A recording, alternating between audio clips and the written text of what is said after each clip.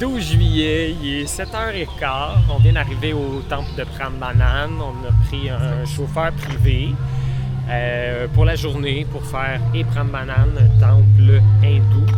Puis cet après-midi, Borobudur, un temple bouddhiste. Ce matin, il y a une fête au temple. Il y a comme du Zumba géant avec plein de monde. Oui, on a de l'ambiance. Ça met de l'ambiance. Oh non, il est en construction. Il est en réparation. Il y a des échafauds. Il y a toujours, il y a toujours des échafauds. Oh! Ça, c'est dommage. Oh, puis regarde les sacs de poubelle dessus. Bon, on va aller voir. Ça, on peut rien faire.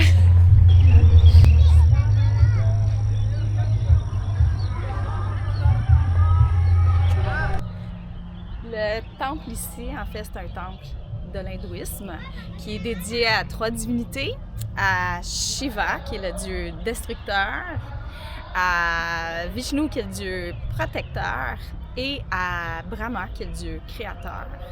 Le temple a été construit autour du 9e siècle et un peu assez détruit, en fait, par un tremblement de terre en 1600 quelque chose. Puis c'est les Hollandais qui ont établi la reconstruction comme un casse-tête. Ils ont pris toutes les pièces, ils les ont numérotées, ils ont fait comme un puzzle pour essayer de le refaire. Mais par contre, il y a des choses qu'ils ne trouvaient pas, les morceaux. C'est un petit peu comme... C'est pour ça que ça n'a pas tout été fait, parce que c'est impossible à refaire. Donc, il y a des ruines partout aussi. On va les faire, les puzzles, nous autres.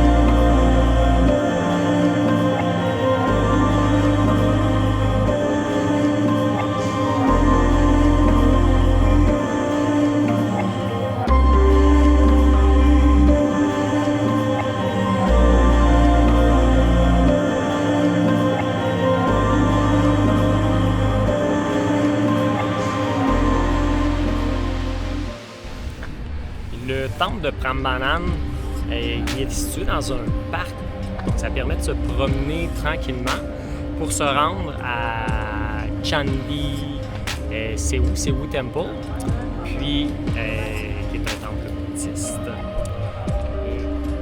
Ça fait une marche vraiment agréable, puis c'est presque personne dans ce coin-ci. Donc on va aller explorer le temple Sewu.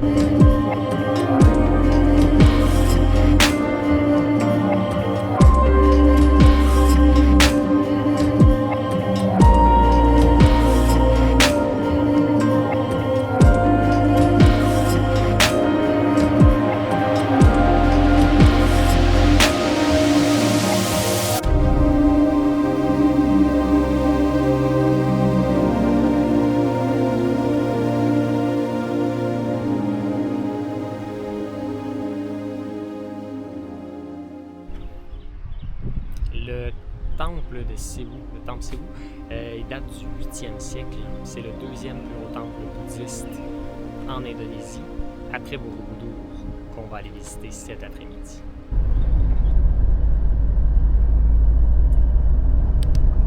On est en route vers Borobudur, puis ça prend 1h45 entre Prambanan et Borobudur. Ça nous permet de vraiment voir les petits villages, puis tous les paysages en chemin. Très confortable dans la voiture avec notre chauffeur Wawa. Puis moi, j'en profite pour faire une sieste.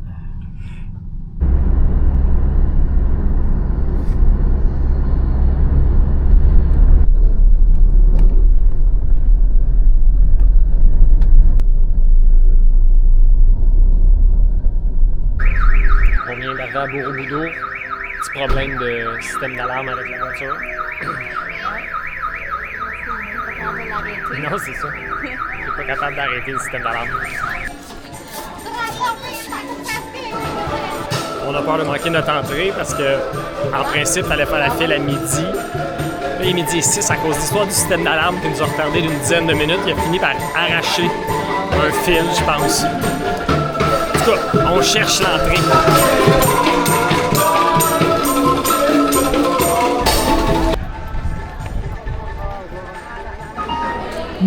Fait que là, on a un ticket pour aller au comptoir.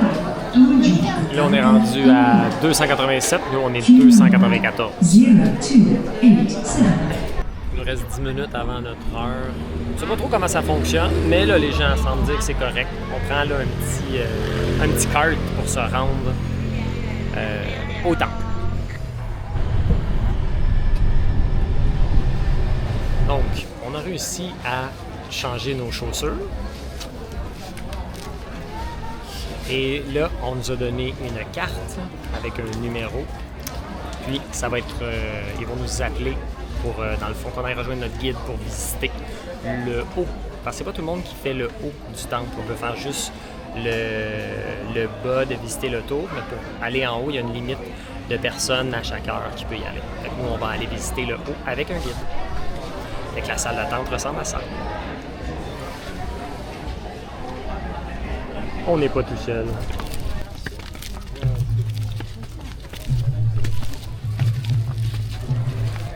Alors, histoire de Borobudur. Ça a été construit au 8e siècle environ.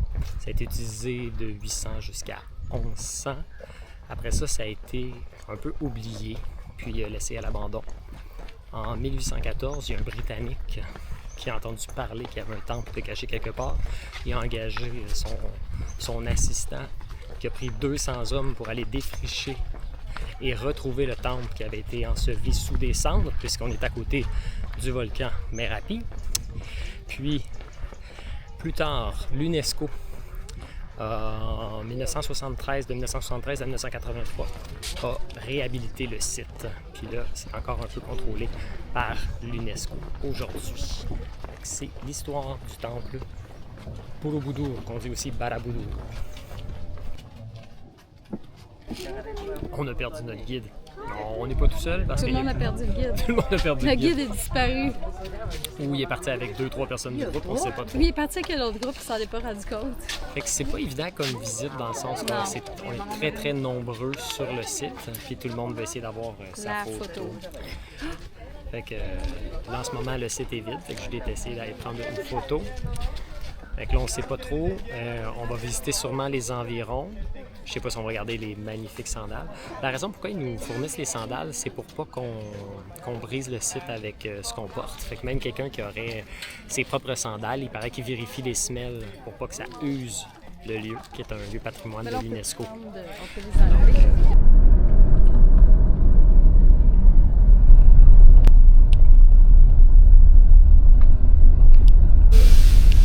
J'ai pris un nasi until, qui est un plat traditionnel javanais.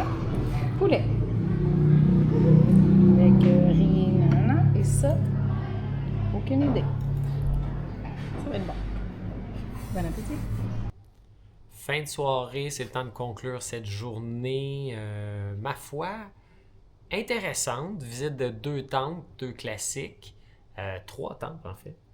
Puis, oui, 3. Oui, 3, mais oui. Parce que dans le fond, on a payé 2 billets, mais on a 3 temples.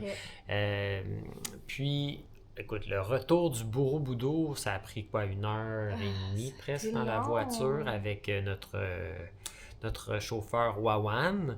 Mais ça a permis de voir quand même la campagne. Puis il a passé par une route plus intéressante dans les montagnes, en fait. On avait une belle vue. Oui, non, c'est ça, c'était vraiment intéressant. Quand on est revenu à l'hébergement, on a pu comprendre parce que ici il y a des tonnes et des tonnes de sandales qu'on comprenait pas pourquoi, qui ont d'ailleurs donné une très mauvaise odeur au garde-robe. Et dans le fond, c'est les sandales qu'ils nous ont données à la visite du Borobudur. C'est inclus dans quand tu vas au sommet, comme nous on a fait. Oui, t'as une paire de sandales, une bouteille d'eau et un sac. Oui, un sac réutilisable. Fait que dans le fond, c'est Mystère ça. des sandales résolu. La soirée, bière dans un bar, souper dans un café sympathique qu'on a trouvé l'autre fois. Puis ben là, c'est le temps de se reposer là, parce que c'était une journée de 6h30 jusqu'à C'est levé à 4h30. 5h. Une journée de 10h, fait que c'était intense. Moi, mon coup de cœur de la journée, le temple Sewu, temple bouddhiste inclus dans Prambanan. Toi, je sais c'est quoi. Prambanan. C'est Prambanan, Prambanan. Ça, temple c'était hindouiste. Borobudur. Je suis pas sûre que ça vale tant la peine. Pour nous, il y a trop de gens Ouais. pour la grosseur Puis de l'endroit et tout ton ça. coup de cœur, ça... Ben, tant qu'à ça, pour vrai. Pas que ça équivaut, mais... C'est un peu l'équivalent. Ben, c'est pas l'équivalent. L'équivalent plus petit. Mais surtout calme. Hmm. Bonne nuit.